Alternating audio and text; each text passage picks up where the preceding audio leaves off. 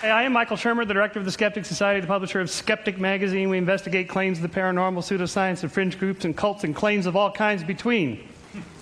Science and pseudoscience and non-science, junk science, voodoo science, pathological science, bad science, non-science, and plain old nonsense. And unless you've been on Mars recently, you know there's a lot of that out there. Some people call us debunkers, which is kind of a negative term, but let's face it, there's a lot of bunk. And we are like the bunko squads of the police departments out there flushing out. Well, we're sort of like the Ralph Naders of bad ideas, trying to replace bad ideas with good ideas. I'll show you an example of a bad idea. I brought this with me. This was given to us by NBC Dateline to test. It's produced by the Quadro Corporation of West Virginia. It's called the Quadro 2000 Dowser Rod. This was being sold to high school administrators for $900 a piece. It's a piece of plastic with a Radio Shack antenna attached to it. You can douse for all sorts of things, but this particular one was built to douse for marijuana in students' lockers.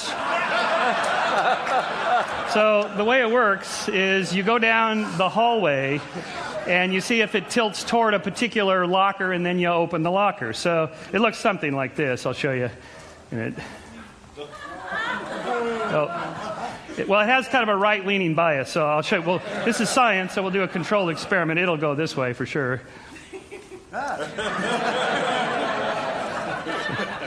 Sir, you want to empty your pockets, please, sir? So the question was, can it actually find marijuana in students' lockers? And the answer is, if you open enough of them, yes.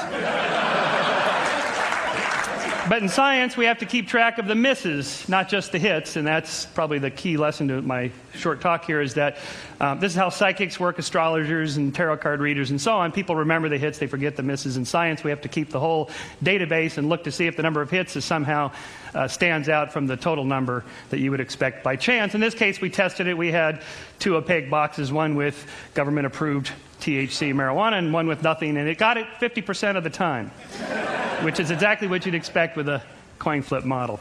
So that's just kind of a fun little example here of the sorts of things we do. Skeptic is the quarterly publication. Each one has a particular theme. Like this one is on the future of intelligence. Are people getting smarter or dumber?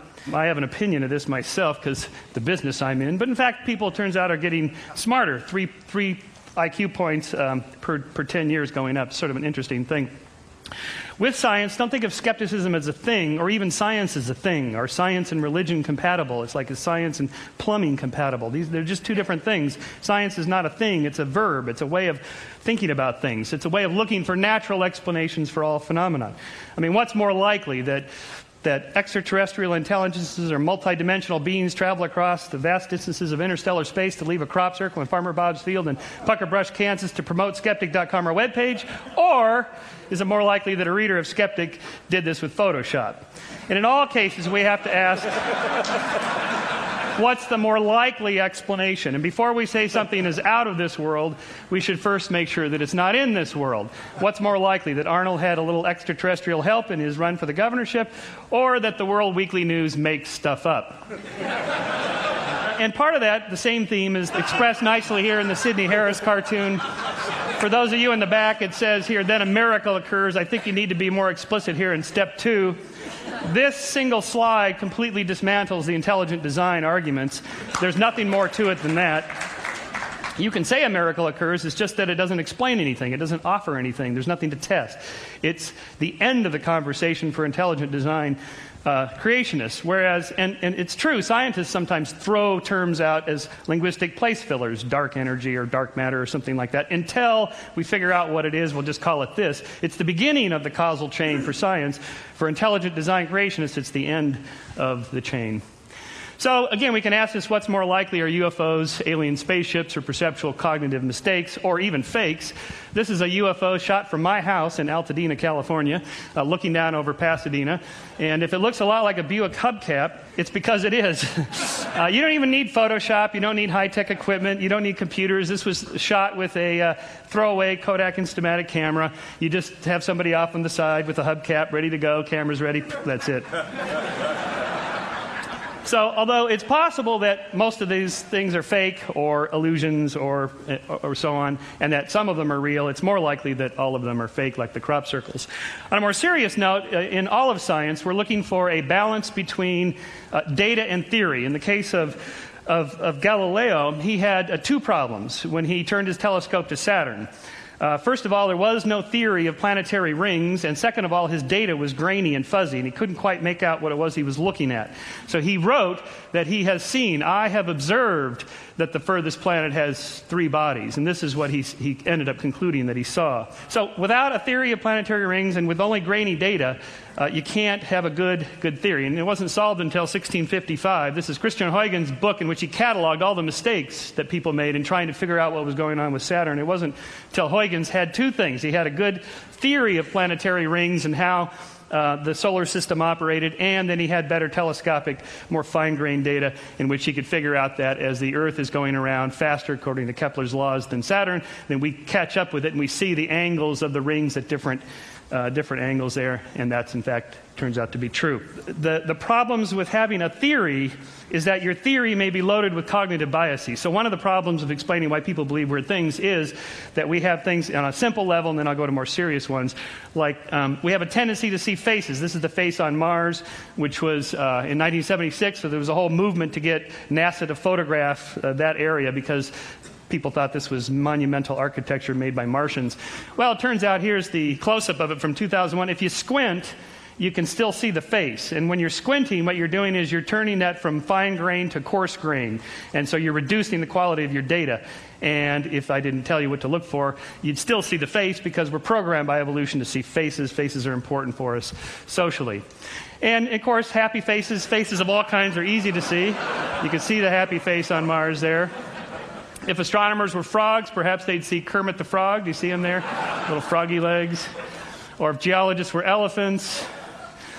Religious iconography discovered by a Tennessee baker in 1996. He charged $5 a head to come see the nun bun until he got a cease and desist from Mother Teresa's lawyer. Here's Our Lady of Guadalupe and Our Lady of Watsonville, just down the street, or is it up the street from here? Tree bark is particularly good because it's nice and grainy, branchy, black and white, splotchy, and you can get the pattern-seeking. Humans are pattern-seeking animals. Here's the Virgin Mary on the side of a glass window in Sao Paulo. Here's the Virgin Mary made her appearance on a cheese sandwich, which I got to actually hold in a Las Vegas casino, of course, this being America. This casino paid $28,500 on eBay for the cheese sandwich. But who does it really look like? The Virgin Mary? Has that sort of puckered lips, 1940s era look. Virgin Mary in Clearwater, Florida. I actually went to see this one. There was a lot of people there of the faithful come to be in their wheelchairs and crutches and so on. And we went down and investigated. This to give you a size, that's Dawkins, me, and the amazing Randy next to this 2.5 story size image. All these candles, so many thousands of candles people had lit in tribute to this. So we walked around the backside just to see what was going on here. It turns out wherever there's a sprinkler head and a palm tree, you get the effect. Here's the Virgin Mary on the backside, which they started to wipe off. I guess you can only have one miracle per building. So is it really a miracle of Mary, or is it a miracle of Marge? And then I'm going to finish up with another example of this with auditory illusions. There's this film, White Noise, with Michael Keaton about the dead talking back to us. By the way, this whole business of talking to the dead, it's not that big a deal. Anybody can do it. Turns out it's getting the dead to talk back. That's the really hard part. In this case, supposedly these messages are hidden in electronic phenomena. There's a reversespeech.com webpage in which I downloaded this stuff. Here is the forward. This is the most famous one of all of these. Here's the forward version of the very famous song. If there's a bustle in your hedgerow, don't be alone there. It's just a sprinkling for the maiden queen. Yes, there are 2 paths you can go by. But in the long run, there's still time to change the road you're on. Boy, can you just listen to that all day? All right, here it is backwards, and see if you can hear the hidden messages that are supposedly in there.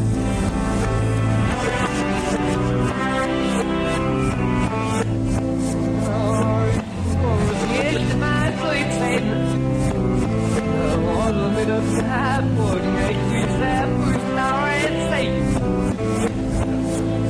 you can't throw me in your tits and stick.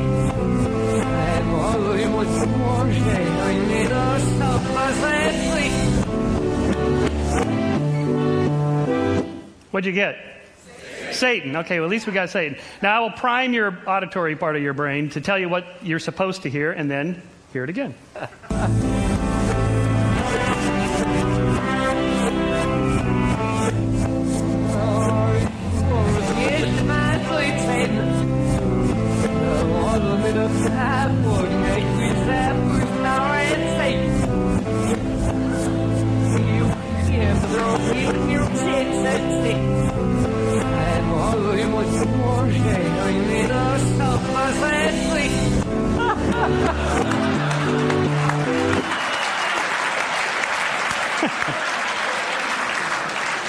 You can't miss it when I tell you what's there.